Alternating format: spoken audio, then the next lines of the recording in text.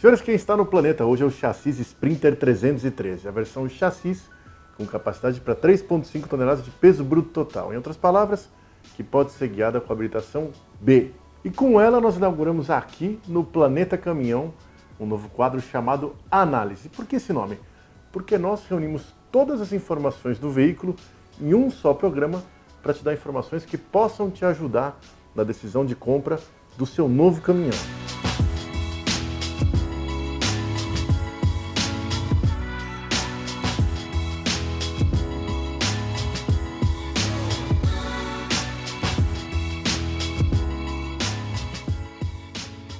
Sobre a parte técnica, a caçula Sprinter 313, chamada de Street, por ter livre circulação em grandes centros, tem chassi tubular e motor OM651 com 129 cavalos a 3.800 giros, enquanto o torque máximo dela é de 305 Nm entregues dos 1.200 aos 2.400 giros.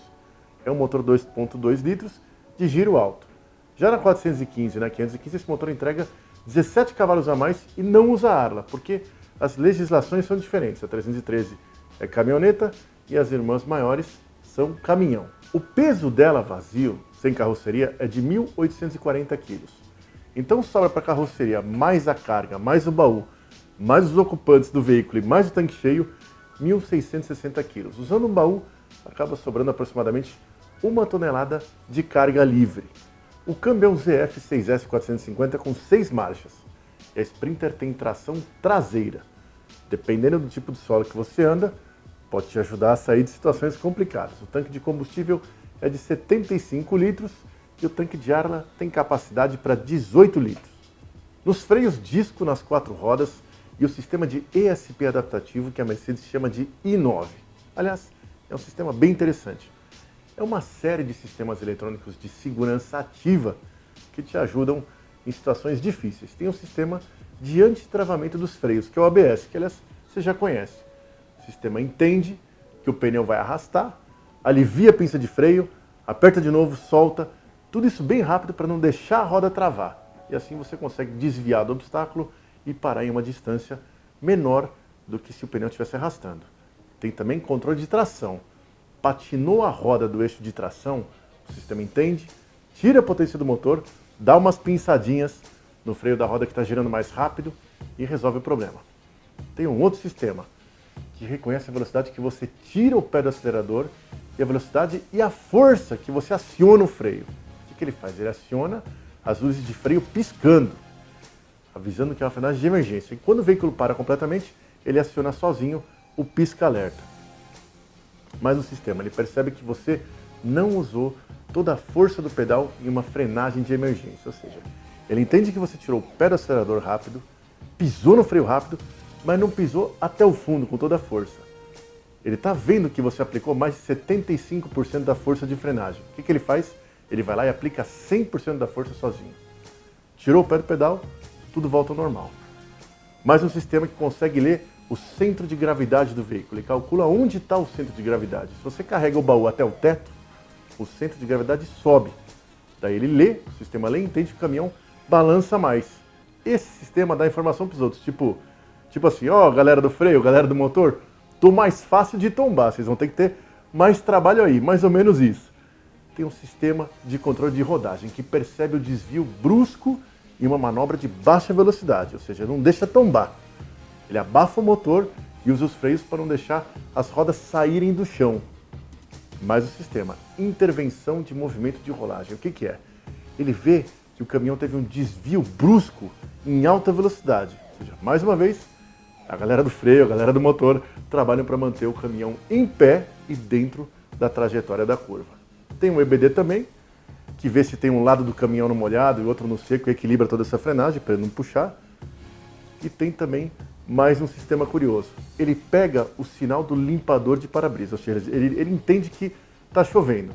Daí ele fica limpando o disco de freio da água, ele aproxima a pastilha do disco e fica tirando o excesso da água, sem encostar a pastilha. Chega pertinho, tira o excesso e volta para dentro da pinça. Para que é isso? Para o disco não ficar muito ensopado e quando você precisar do freio numa emergência, ele aciona de primeira. Daí você deve estar se perguntando como é que ele sabe que tudo isso está acontecendo. Porque ele tem sensores de velocidade nas rodas para enxergar quando elas não estão girando na velocidade que deveriam. Se uma roda está girando em velocidade diferente que ela deveria estar girando, o sistema consulta os outros sensores, ele dá uma pesquisada em tudo que está acontecendo no caminhão e toma a decisão do que fazer, de qual roda frear e se ele precisa ou não precisa abafar o motor. Outros sensores são sensor de inércia, que conta para o módulo de inteligência do caminhão a desaceleração, a aceleração, se ele está sendo projetado para fora de uma curva, enfim. Ele ajuda a dizer o centro de gravidade, por exemplo. Tem sensores no volante, tem sensores nos freios e tem sensores também na suspensão. Mas por que tudo isso é importante? Cara, é que nem um airbag. Tomara que você nunca precise usar, mas se você precisar, esses sistemas podem te ajudar a te salvar quando a situação sair fora de controle.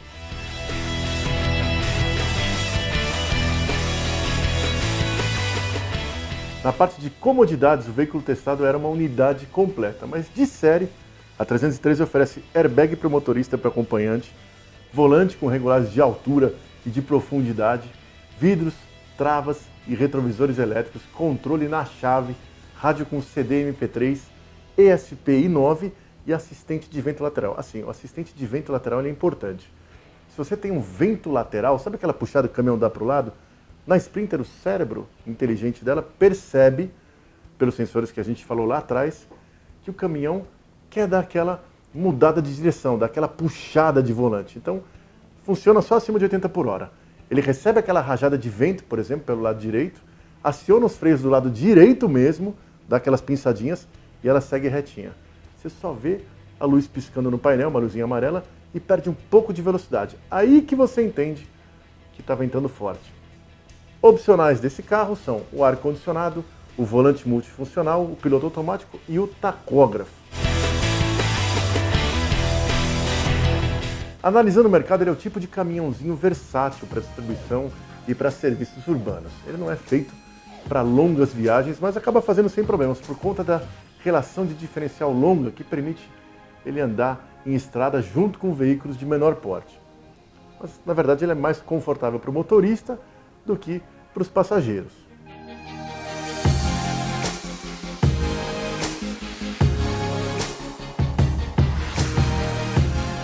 Bom, e o teste, né? O veículo que nós testamos é uma 313 com implemento baú. Primeiramente, você sabe bem que o comportamento do caminhão no uso rodoviário muda bastante de implemento para implemento, por conta da resistência aerodinâmica, por conta da resistência do ar, que aumenta conforme a velocidade do veículo cresce. Então o baú, ele é uma parede que fica lá de frente para o ar, segurando o veículo, e esse veículo não tem defletor de teto, que sempre ajuda em velocidades mais altas. Testamos ela num roteiro entre os estados de São Paulo, Minas Gerais e Goiás, em condição de meia carga, em condição de totalmente carregada, em condição vazia. Rodoviário, urbano, foram quase 3.000 quilômetros, simulando várias situações para te trazer o maior número de cenários que pudemos reproduzir nesse teste. Então vamos para a prática. Pegamos a 313 com 691 quilômetros e completamos o tanque para fazer a primeira medição. Nesse abastecimento não teve média calculada, porque o nosso teste começava ali.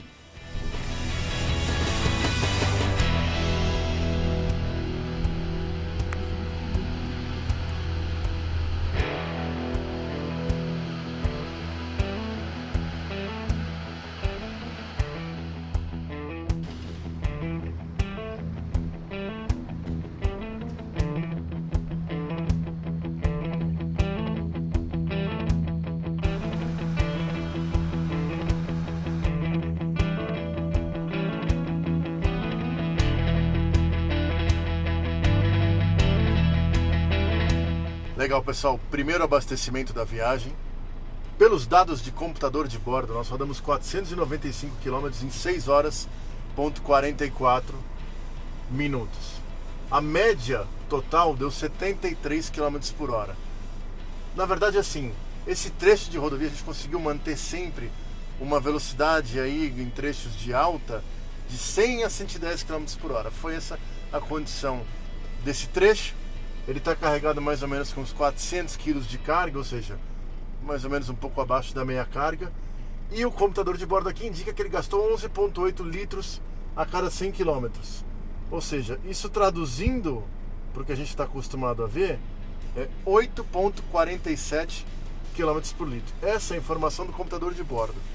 Já pegando a informação da bomba mesmo, foram 495 km dividido por 57,648. Na bomba, a média do caminhão nesse trecho deu 8,58 km por litro.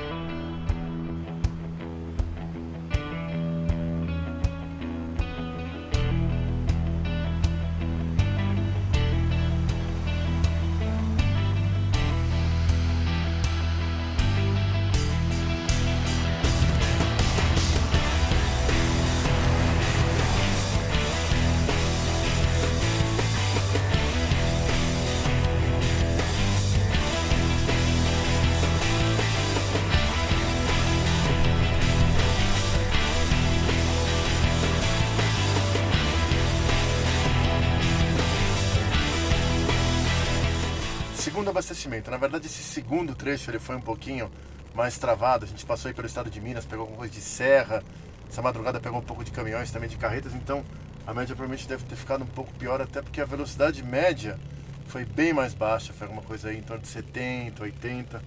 Então fazendo a conta aqui, foram 567,9 km dividido por 70,779 litros. 8,02, realmente foi um pouco pior, foi alguma coisa próxima de 10% pior do que a primeira média. Daqui para frente nós vamos pegar operações um pouco mais urbanas, vamos fazer algumas simulações mais urbanas para ver como ela se sai nesse outro cenário. Agora estamos encerrando um pouco do ciclo rodoviário. Isso aí, vamos em frente.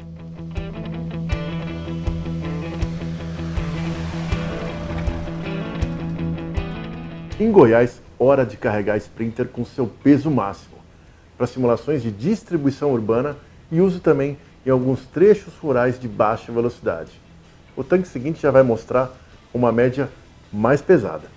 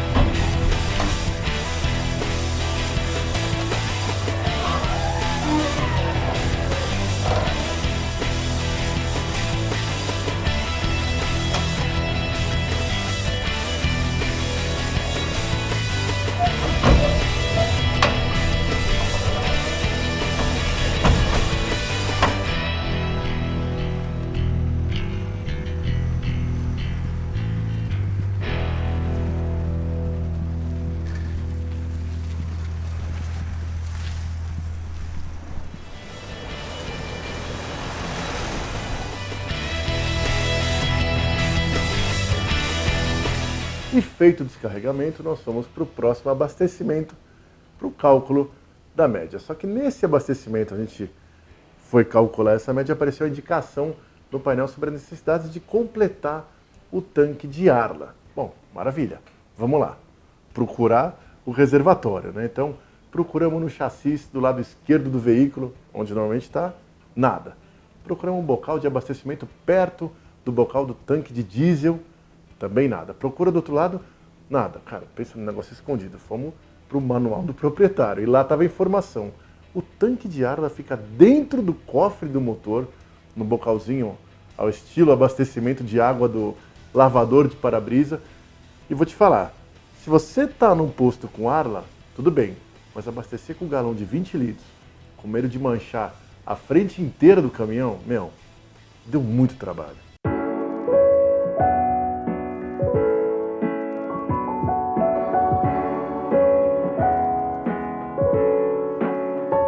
pessoal, esse abastecimento na verdade foi uma condição um pouco diferente. A gente andou com o caminhão em plena carga, 1 tonelada de cimento, mais o meu peso acaba sendo a capacidade máxima do caminhão. Foram 447 km, na bomba foram 69 litros, o que dá uma média de 6,47 km por litro nessa condição mais severa, mais urbana. Pegamos até um pouquinho aí de estradas de terra que baixaram ainda mais a média de velocidade. Quando a gente pega os dados do computador de bordo dela,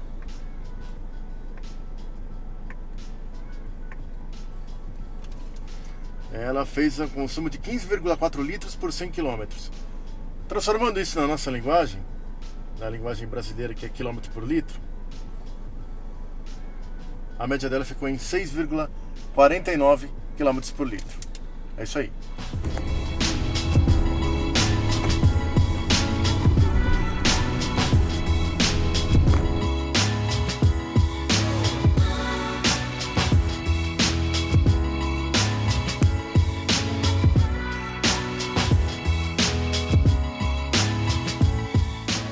Legal, pessoal, a condição desse teste, o caminhão está completamente descarregado. Nós estamos numa condição rodoviária, andando aproximadamente 110 por hora. Lembrando que é um caminhão com peso bruto total abaixo de 3.500. E na bomba foram 388 km, dividido por 53,457, média de 7,25 km por litro. Ele realmente em velocidades um pouco mais altas, ele começa a sentir um pouco mais. Quando você vai manter 110, você precisa realmente descer uma marcha, às vezes descer duas, você precisa forçar um pouquinho mais para ela manter essa velocidade. Indo para o computador de bordo,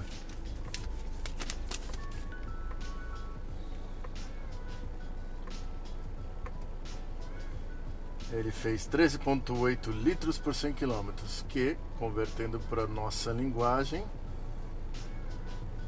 7,24 km por litro. Isso aí.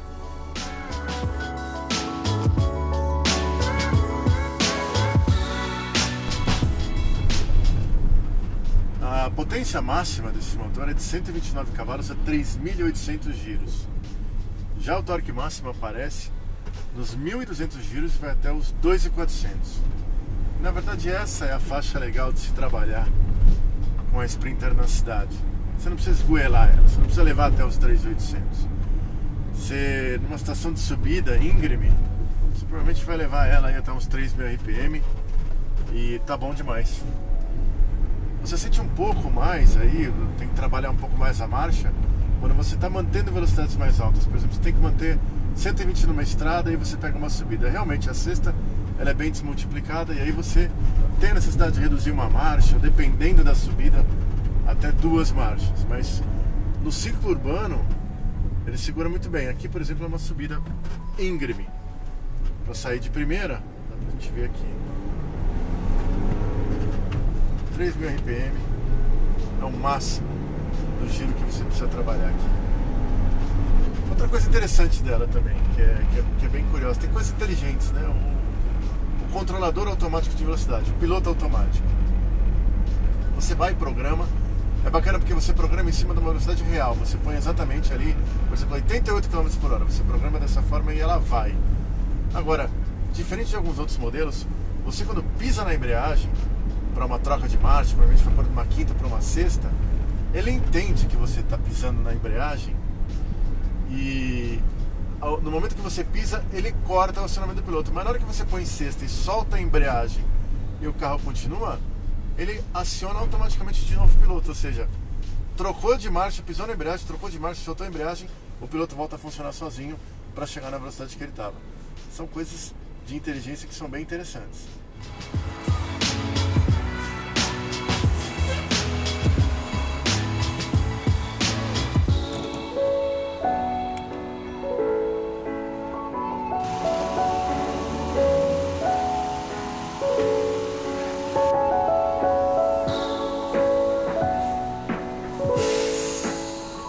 Vamos lá, último abastecimento do teste com o Sprinter 313. Quilometragem que nós estamos devolvendo o veículo, 2.934 km. Esse último trecho, a gente veio puxando um pouco mais na velocidade, veio 125 por hora, sempre tentando manter velocidades mais altas apesar aí do arrasto aerodinâmico, principalmente pelo arrasto que o baú gera. Vamos ver aqui como é que ficou a média dele. Foram 6,7 km por litro de média na bomba, enquanto no computador